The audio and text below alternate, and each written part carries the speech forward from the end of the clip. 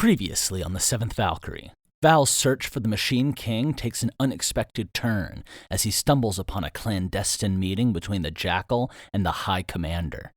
Crossbows are drawn, gifts are alight, and there's everything to play for next on the Seventh Valkyrie. And standing at their center, the Jackal. My body's combat response kicked in. It didn't matter that the Eterans would hunt me or that they had turned me away. It didn't matter that attacking them would blow my cover. If it turned to bloodshed beneath me, I would dive from the heights into the fray in a heartbeat, and I would kill every thwarp I could get my hand on. I twitched at each creak of the wave runner as they arrived at one of the docks, and flinched at each twitch of a hand as they disembarked, leaving the Jackal facing the commander, both staring at each other through squinted eyes at several paces. My hands itched towards my knives. I had very little faith in the soldiers beneath me, not against trained thwarp warriors, but I wouldn't let the Jackal out of my sight again, not alive. I was sat there waiting for it all to explode to life beneath me, and each moment stretched on longer and longer as the commander faced the Jackal. My breath was catching as I waited through agonizingly slow heartbeats. Had they all gone blind? The very man who had slaughtered their brothers not weeks ago now stood in front of them. Wasn't someone gonna fucking do something? The crossbows were trained and lifted to bear. The thwarps had fanned out into a defensive position, Earthshifters first, Scorchers behind them. The whole wharf was powder waiting for the first spark. But the first spark wasn't from crossbow against steel or the ignition of some otherworldly power.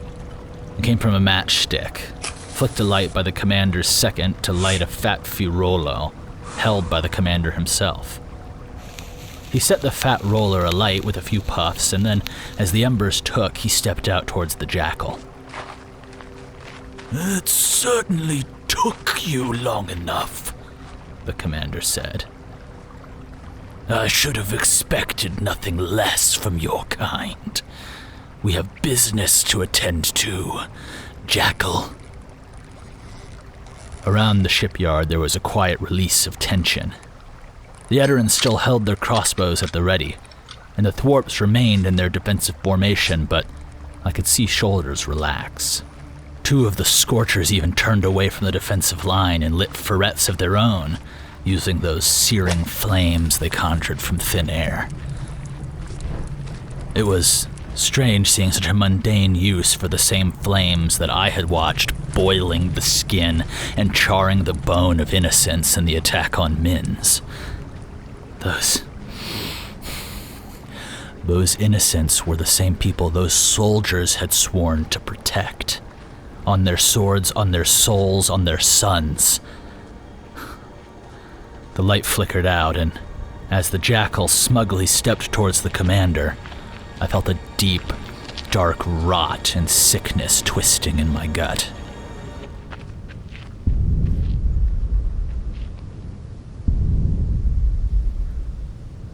The Jackal. The Jackal stretched out his senses, doing a quick scan of the room, which revealed that the Eterans had relaxed a hair, at least enough for the Jackal to step out from the protective phalanx and attend to the commander. "Our apologies, Eteran," the Jackal said, offering a winning smile. "But it was you who required we take such drastic measures to avoid being discovered. No sooner than you doubled the evening watch, no less. Traveling beneath the waves is a more delicate process than traveling atop them." "Spare me the details of your twisted arts, animal," the commander said. "Which of you is the Machine King? I've been told his name is accurate, and none of you seem to bear any mechanical limbs." Raishin, one of the firewalkers, snorted under his breath. Not loud enough for the Eterans to hear, of course. Things would be unfortunately messy if that was the case. "The Machine King will not be joining us tonight," the Jackal said. "But you can trust that I speak with his authority." "I specifically demanded that he meet with me," the commander said, stepping forward with his Firolo growing red. Varen, the commander's second, stepped forward alongside him. "Do you know how valuable my time is?" the commander continued, pointing with his Firolo. "And you waste it, what, to meet with animals? At least the Machine King has some elegance." "The Machine King apologizes for his absence and asks that you understand," the Jackal said evenly. "There are eyes on both sides of the river, many of whom would love nothing more than to catch or kill the Machine King. These are dangerous times, as you know. After all, my senses tell me that you yourself have dozens of men concealed in the shadows. A cautionary measure of your own, is it not? I own this city. I have total control over what happens here, from the people who come in, to what gets passed along, to what the fucking Light Corps do in my city. So when I tell you you'll be safe, you listen and you show the fuck up. Pass along to this Machine King that the next time he wants to talk business in my city, he shows up personally. I will make sure to pass on this message to the Machine King." The Jackal's tone was just deferential enough to avoid ire, but just clever enough that a keen ear could tell exactly what the Jackal thought of that request. But before the commander had time to mull it over and decide to get mad, the Jackal spoke again. "How have preparations been proceeding?" the Jackal asked. "It takes time to lay groundwork for a plan such as this, so if there is anything you need that will require the Machine King's assistance, it would be wise to address it now." "Our men have been increased," the commander said. "The blockade is working. The bridge is coming together. We have held up our end of the bargain perfectly. Now we're just waiting for the Machine King to hold up his end of the bargain on the other side of the river." "I am delighted to hear such confidence," the Jackal said. "I hope that the results will match your confidence." "You challenge me?" the commander said. "Filth like you?" "Even the Machine King acknowledges no plan ever proceeds perfectly from the meeting room into reality," the Jackal said. "Perhaps in the coming weeks you will be the first to prove him wrong." "How about you stay concerned about your end of the bargain, and I'll handle mine? You had better ensure that those animals are at each other's throats like you promised." "Oh, the old city will be twisted into a fury long before your arrival, Edarin," the Jackal said with another winning smile. "Just make sure that your men are ready for the frenzy. After all, wild beasts like us can be unpredictable." The commander glared and gestured with the Firolo one last time. "I don't like you. In fact, as soon as you've delivered me the old city, I will hunt you like the fucking animal you are.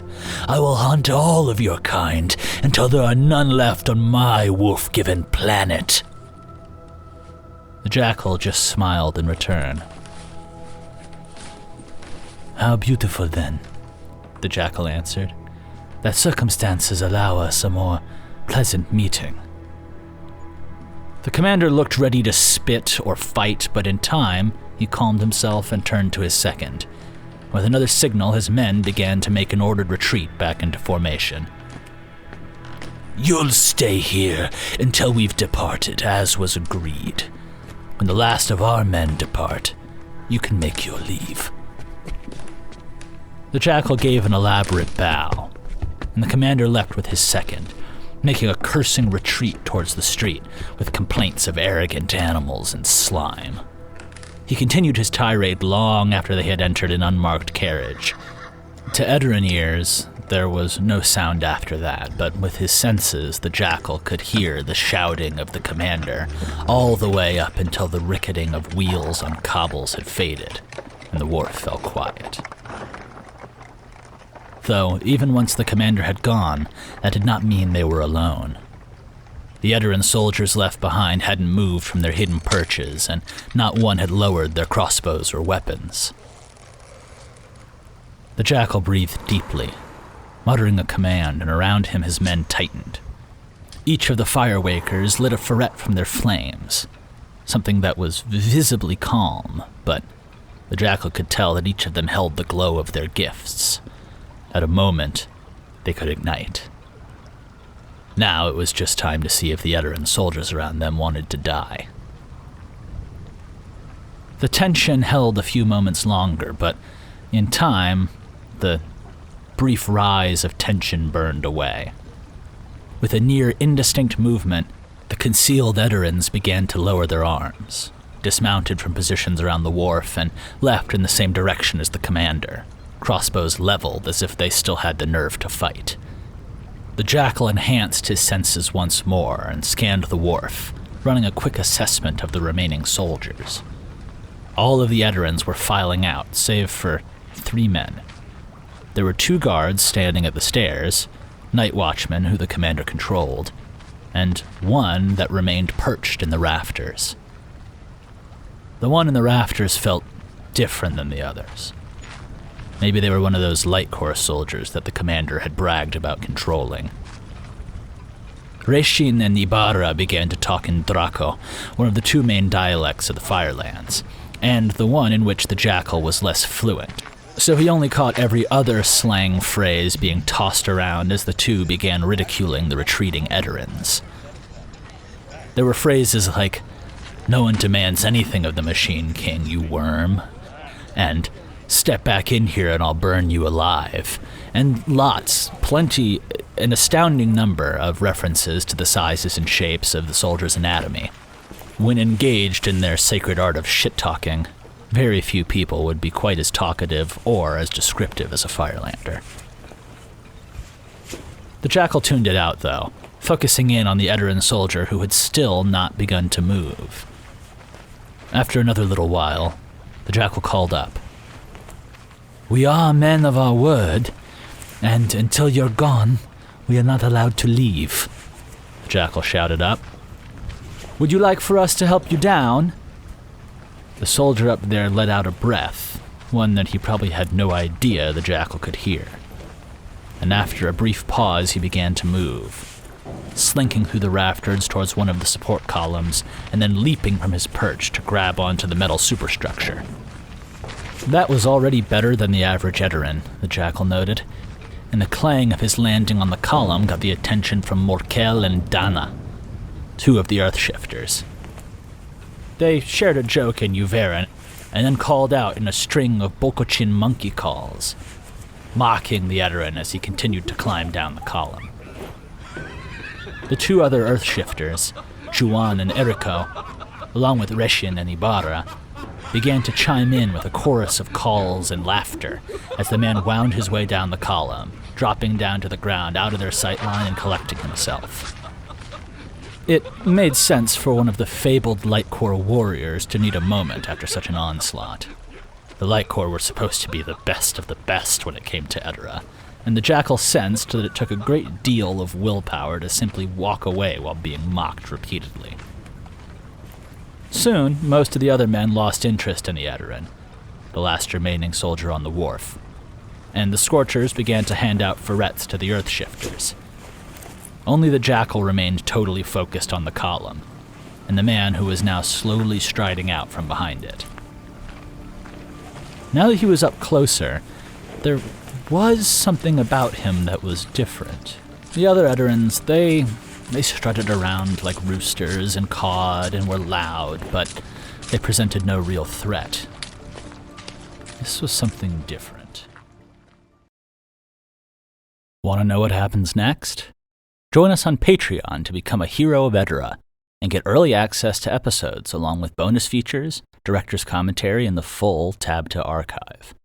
You can also find other ways to support us at the links in the description, and we will see you next week.